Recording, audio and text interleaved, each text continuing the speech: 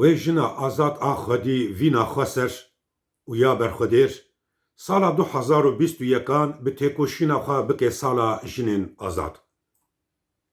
Heştê Adarê Roja Jinên Ketkariya Cîhanê di serî de li hemû jinên têkoşer yên Kurd û jinên ketkariyê cîhanê pîroz be. Ez vê stranê diyarî hemû dayikên şehîda û li hemû jinên têkoşer yê ketkar yê Rojava dikim.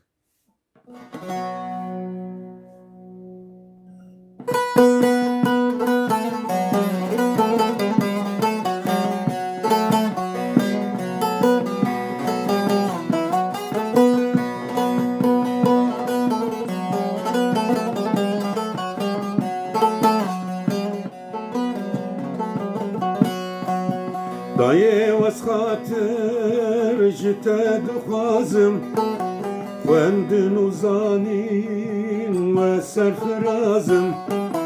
Dayê wez xatir ji te dixwazim, xwendin û zanîn we serfirazim. Nebêjkeça min bûye eşxiya, dibim şoreşger li ser çiya. Nebêjkeça min bûye eşxiya, dibim şoreşger li ser çiya.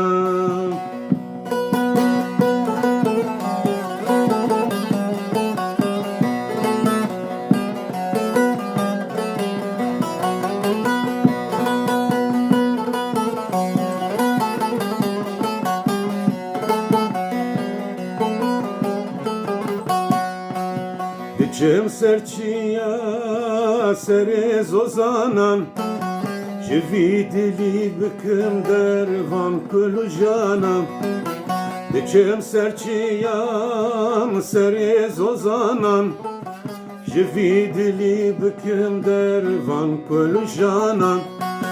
Dibim jin û xort bi hevre rabin, ji me bihêvîne ewêr zîndanan.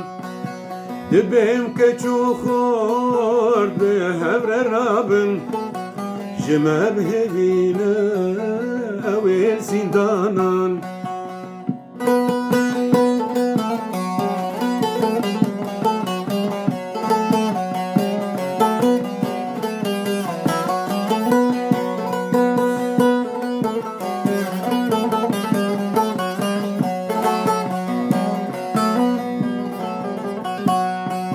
Serçay Kurdistanê dibim şoreşger, emê rizgar kim her cî û dever.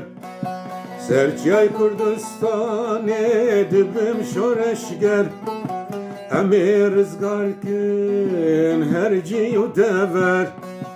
Eger şehîd bim nabime inkar, bi ser me dakin nala soru zer. Eger şehîd bim nabime inkar, bi ser me dakin nala soru zer. Dayê wez xatir ji te dixwazim, xwendin û zanîn we serfirazim. Dayê wez xatir ji te dixwazim, xwendin û zanîn we serfirazim. Nebêjkeça min bûye eşxiya, dibim şoreşger li ser çiya. Nebêjkurê min bûye eşxiya, dibim şoreşger li ser çiya. Ez vê stranê diyarî hemû dayikên ketkar, dayikên şehîda û hemû jinên berxwedêr û yê têkoşer dikim.